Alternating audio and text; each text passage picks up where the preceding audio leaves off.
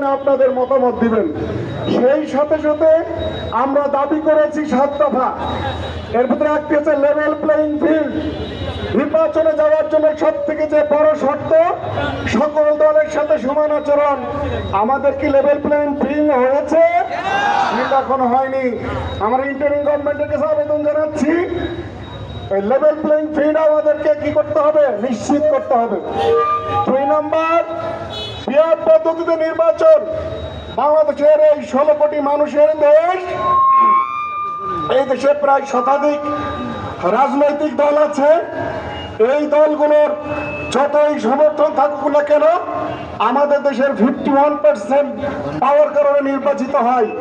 দেখা যাচ্ছে 49% পেয়েও সেই ভোটের কোনো কাজে আসছে না, তাদেরকে কোনো কাজে লাগানো হয় না। আধুনিক বিশ্বের এই পদ্ধতির আলোকে আমরা দাবি জানাতে চাই যে পিয়ার পদ্ধতির নির্বাচন দিতে হবে। সেই সাথে সাথে আওয়ামী লীগের যে দোসররা বিভিন্ন জায়গায় তারা এখনো একপথে বসে আছে।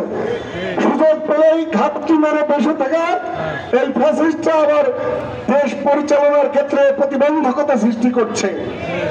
আমরা বলেছি এই সমস্ত সন্ত্রাসীদের, চাঁদাবাজদের, তাদেরকে তাদের বিচারের আওতায় নিয়ে আসতে হবে।